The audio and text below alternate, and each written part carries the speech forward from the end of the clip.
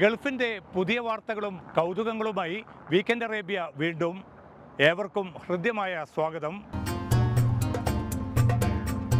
ഒന്നും രണ്ടുമല്ല, പലതരം തട്ടിപ്പുകൾ. ഈ തട്ടിപ്പുകാരെ കൊണ്ട് വലഞ്ഞിരിക്കുകയാണ് ബഹ്റൈനിലെ പ്രവാസികൾ. മലയാളികൾ ഉൾപ്പെടെ ഇന്ത്യക്കാരാണ് ഈ തട്ടിപ്പിന് മുന്നിൽ നിൽക്കുന്നത് എന്നുകൂടി നാം അറിയേണ്ടതുണ്ട്.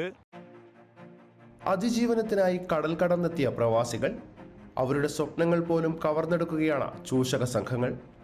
ബഹ്റൈനിൽ ഇത് തട്ടിപ്പുകളുടെ പരമ്പരക്കാലം. ട്രേഡിങ്ങിന്റെ പേരിൽ ചെറിയ സംഖ്യയൊന്നുമല്ല പ്രവാസികളിൽ നിന്ന് തട്ടിയെടുത്തത്. 11 കോടിയോളം രൂപയാണ്.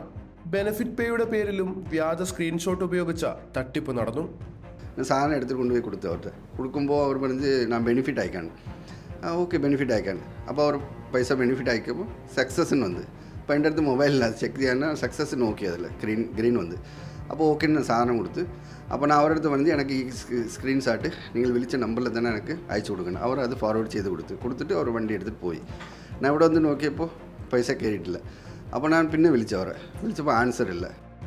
സമീപകാലത്തൊന്നും നടക്കാത്ത തരത്തിൽ വൻ തട്ടിപ്പാണ് വിവിധ സ്ഥാപനങ്ങളിൽ നിന്ന് പർച്ചേസ് ചെയ്ത ശേഷം ചെക്കുകൾ നൽകി നടത്തിയത്.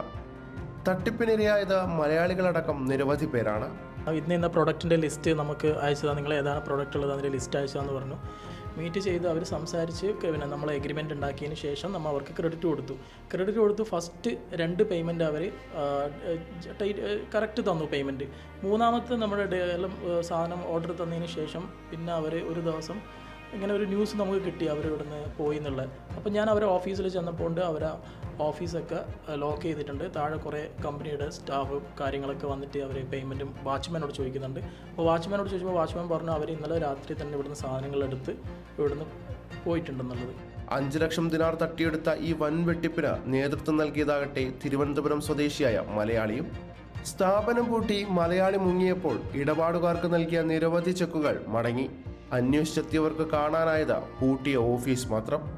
എനിക്കറിയാൻ സാധിച്ചത് ഒരു ട്രിവാൻഡ്രം ആൻഡ് കാലിക്കറ്റ്, കാസർഗോഡ് 3 ടീമായിട്ടുള്ള ഒരു മാഫിയ തന്നെ ഇതിലുണ്ടെന്ന്. തീർച്ചയായിട്ടും എൻ്റെ കൂടെ ഞാനിത് നിവാരമായിട്ട് മുന്നോട്ടേക്ക് പോകുന്നുണ്ട്.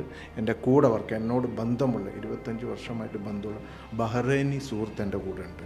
തീർച്ചയായിട്ടും ബഹ്റൈനിക്ക് കേരളക്കാരോടുള്ള ഒരു വിശ്വാസവും നമ്മളോടുള്ള ഇഷ്ടമുണ്ട്.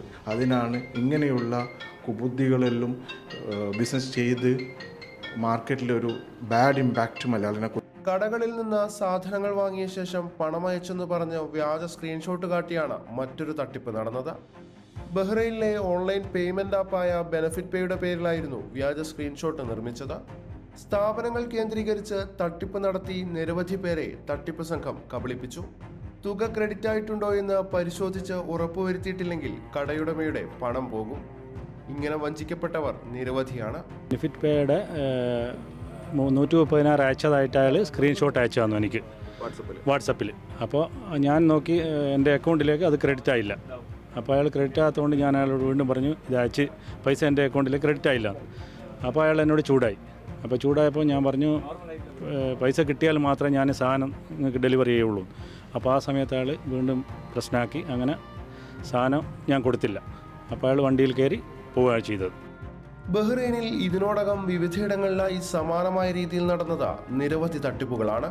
രാജ്യത്ത് നടക്കുന്ന ഓൺലൈൻ തട്ടിപ്പുകളും അനേകം.